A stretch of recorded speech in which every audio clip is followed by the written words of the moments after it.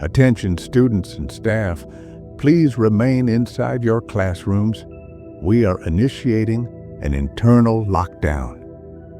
The announcement echoed through the hallway speakers, just as my stomach twisted hard. I was a junior in high school, sweating, dizzy, and one bad second away from disaster. Whatever bug I had caught didn't care about lockdowns or rules. I broke into a run, clutching my gut, heading straight for the nearest bathroom. I didn't know then. The bathroom wasn't empty. As I turned the corner, I heard it. A soft whistling sound drifting down the hallway, slow, calm, almost cheerful. It was coming from inside the bathroom. That annoyed me more than scared me. I needed privacy. Badly. I assumed it was a janitor finishing up before lockdown protocols fully kicked in. I didn't stop running. I burst inside and rushed straight into a stall. What happened next was uncomfortable, embarrassing, and very real. The entire time I was in there, the whistling continued, not moving away, not stopping, just looping the same tune again and again. 10 minutes passed, maybe more. Whoever was in there hadn't left, and that's when I realized he wasn't working. I tried to convince myself it was normal. Janitors cleaned during class all the time. Still, something felt off. He never coughed, never shuffled, never ran water, just stood there, humming. When I finally finished, I stepped out of the stall and went straight to the sink. I kept my eyes down, washing my hands fast, praying he wouldn't try to talk to me. I was already late. I just wanted to leave. That's when I noticed movement in the mirror. He was walking toward me, slowly, on purpose. He stopped less than a foot away, so close I could feel his breath on my neck, cold, steady, controlled. My body locked up. I didn't turn around. I didn't know why, but I felt like if I looked at him, something bad would happen. The whistling stopped. The bathroom went completely silent. Then he leaned in closer and whispered, "You shouldn't be out during lockdown." My skin crawled. That wasn't a janitor's voice. It didn't sound annoyed or authoritative. It sounded pleased. I swallowed hard and said the only thing I could think of, I was sick. I'm leaving. He didn't respond. Instead, I felt his hand brush the edge of my backpack strap. Not grabbing, not stopping me, testing. That's when I saw his reflection clearly in the mirror. The uniform was wrong, too clean, too old-fashioned, and his face. His smile was stretched far wider than it should have been. And that's when the lockdown announcement played again. From inside the bathroom, I finally turned and looked at him. "Hey, what's your problem?" I snapped, more out of fear than confidence. He didn't answer. He just stared, eyes flat and unreadable. Then his lips pulled into a smile so slow and deliberate it made my stomach drop. Not friendly, not awkward, calculated. I left the bathroom shaking, my heart pounding harder than it should have. Some smiles aren't meant to comfort. They're meant to mark you. Back in class, I couldn't focus. All I could think about was that face. I texted my friend Elias, telling him what happened. He replied almost instantly, "Dude, same guy, same bathroom, same smile." That made it worse. He said he planned to tell the principal. We talked about it all, period, and then didn't do anything, like ignoring it might make it disappear. After school, Elias, Peyton, and I decided to walk like we always did. It was our thing. Restaurants, parks, anywhere but home. That day, we chose our favorite diner. The fastest way there was a dirt trail that cut through the woods behind the school. We took it all the time. It felt safe because it was familiar. That trail only felt safe because we hadn't met him there yet. As we walked, Elias and I joked nervously about the janitor. Peyton listened closely, finally understanding why we were so unsettled. "I've seen him," Peyton said. "Never talked to him, though." We laughed it off. Then the trail curved, and the laughter stopped. Up ahead, standing where the path narrowed, was a man. Same uniform, same posture, same stillness. Peyton froze. "No way," he whispered. "That's him." The school was behind us, but he was already ahead. For a second, none of us moved. The distance closed slowly as we walked without realizing it. He didn't turn around, didn't acknowledge us, just stood there, blocking half the path like he belonged there. "Let's turn around," Peyton said quietly. I wanted to agree. I really did. But my legs kept moving forward on their own, like refusing would admit fear. Elias stayed beside me. The woods felt quieter than usual. No birds, no wind. When we were close enough, the man finally turned. That smile came back, wider this time, as if seeing all three of us pleased him more than seeing one. "You boys heading home?" he asked. His voice was calm, almost gentle, but his eyes never blinked. Peyton stepped back. I felt my hands clench into fists. Something about him felt wrong in a way I couldn't explain, like he wasn't following us. He was waiting for us to catch up. Then he took one step closer, into our space, onto the trail, and behind him, deeper in the trees, I noticed something I hadn't seen before, another path, one that wasn't there yesterday. And somehow, I knew that path only appeared for us. We walked past him without responding. I could feel his eyes on my back, heavy and unblinking. The moment we passed, he stopped moving. Then his voice echoed down the trail. "Hey, you guys want to hang out?" The words made my skin crawl. He was old enough to be our grandfather, and he sounded excited. Wrong kind of excited. That's when fear finally caught up to us. We didn't answer. We just walked faster. Then we heard footsteps behind us, not walking anymore, jogging. I glanced back. He was running now. His face wasn't smiling. It was twisted with frustration. He started yelling things I couldn't fully make out. Then I saw it. Something metal flashing in his hand. A knife. We ran. Running wasn't a choice anymore. It was survival. We screamed for help, lungs burning, feet slamming against dirt and roots. Branches tore at our arms. My heart felt like it was going to burst. Every few seconds I looked back, terrified he'd be right behind us. We ran for what felt like forever. 5 minutes, maybe more. Eventually, the shouting stopped. The footsteps faded. We didn't slow down until we hit the road. The next day, everything exploded because the truth was worse than what we imagined. Our parents came to the school with us. Police were called. Statements were taken. Security footage was reviewed. That's when we learned something terrifying. The school had no janitor matching that description, no records, no ID, no background check. He wasn't staff. He never was. He was pretending. The police identified him later. A convicted sex offender, multiple charges, years of abuse, court orders to stay far away from minors, orders he clearly didn't care about. I'm convinced he wasn't just following us that day. I think he planned to do something much worse. And somehow, that wasn't the last time we'd see him. A few weeks later, school felt almost normal again. Almost.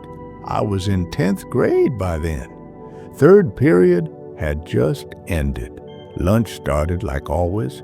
Food for 5 minutes. Chaos for 20. Halfway through, the PA system crackled to life. "This is an emergency alert. Please initiate lockdown procedures immediately." No warning, no drill announcement. The lights shut off. Doors slammed. Something felt wrong. Even the principal's voice sounded different.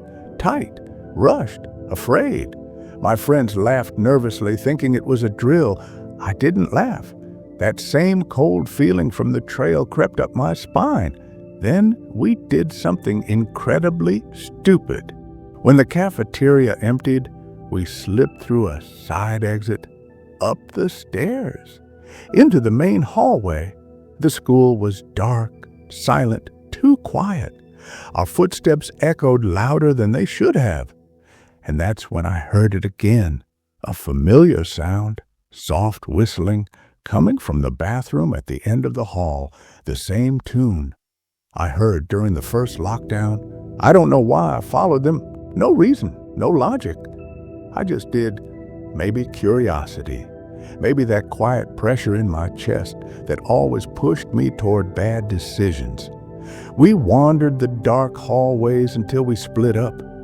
Soon, it was just me and Andrew.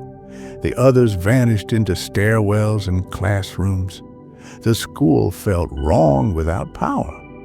Long corridors swallowed by shadows, windows barely letting in gray daylight. Then the sound shattered everything.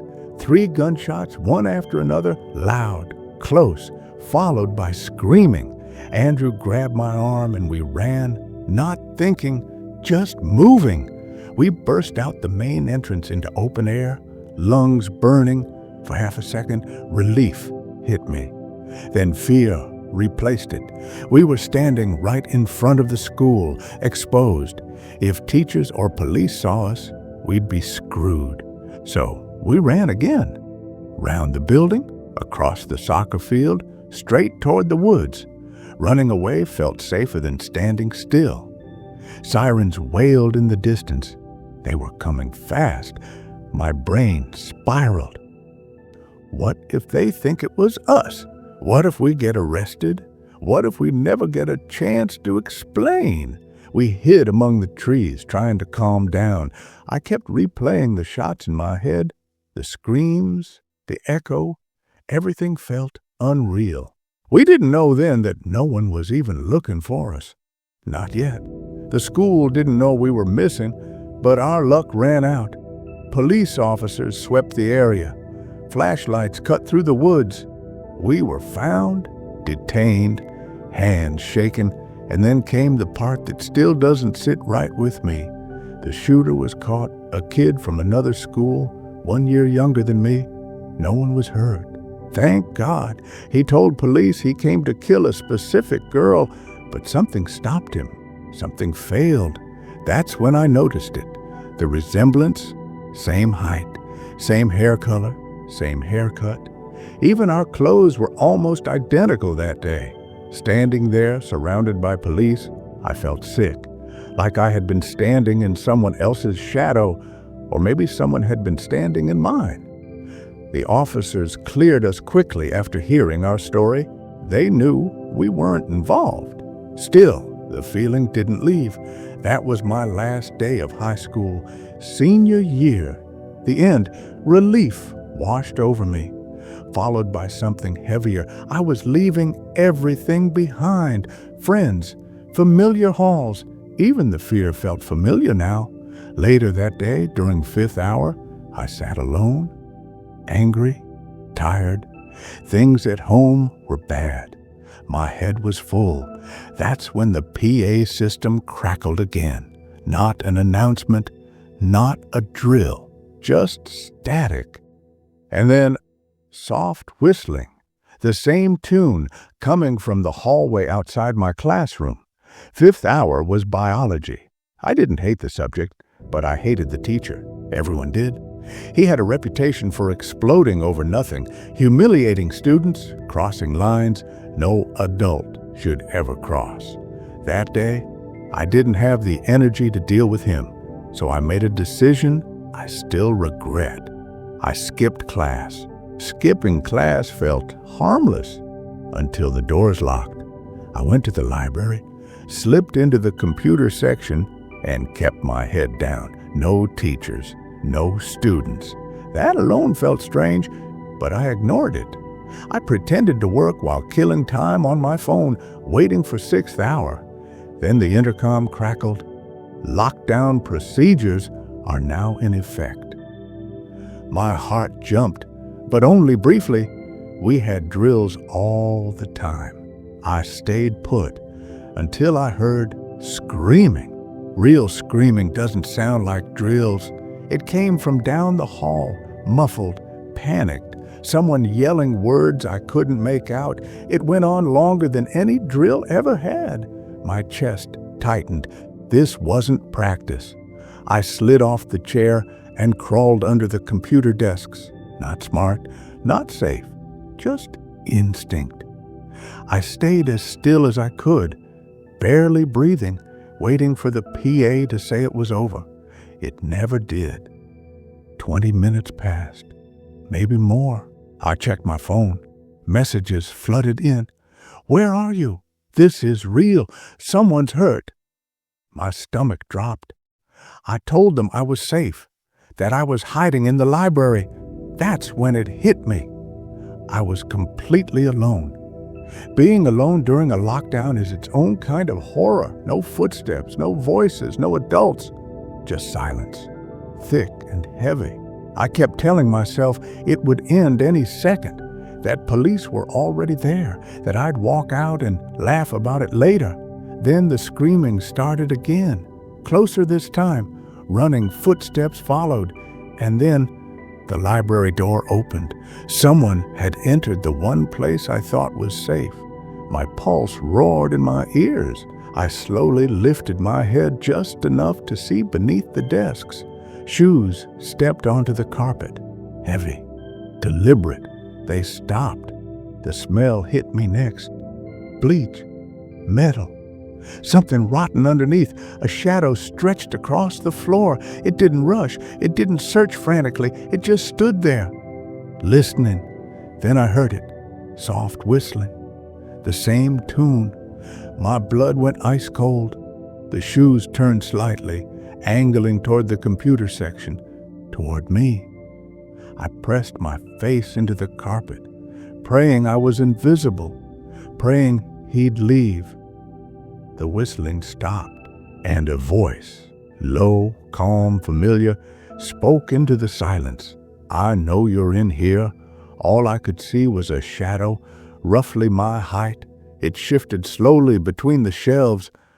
I slid back under the desk, heart hammering so hard I thought it would give me away. Then a flashlight clicked on. The beam swept across the floor, desks, cables, closer, closer. That light felt like judgment finding me. I pressed my forehead to the carpet and prayed, not for bravery, not for escape, just to survive. The footsteps stopped right in front of my cubicle. I knew it was seconds now, so I did the only thing left. I revealed myself. I crawled out and stood up. "Hey," I said, my voice shaking. The flashlight snapped to my face. So did a gun. And then I heard my name. "Tyler, what are you doing, man?" The monster had my friend's face. It was Tyler, a kid I used to be close with in middle school. Same height, same eyes, but hollow now, broken. I told him to put the gun down. He didn't respond at first. His hand shook, then his face crumpled. He dropped to his knees and started sobbing. Loud, uncontrollable cries that echoed through the library. I kicked the gun away, knelt beside him, told him it was going to be okay, told him we could still do the right thing. To my shock, he listened. Sometimes the scariest thing isn't violence. It's being too late. We walked together to the office. He found a teacher first. Police arrived minutes later. I told them everything. So did Tyler. No resistance, no excuses. Later, I learned something that still keeps me awake at night.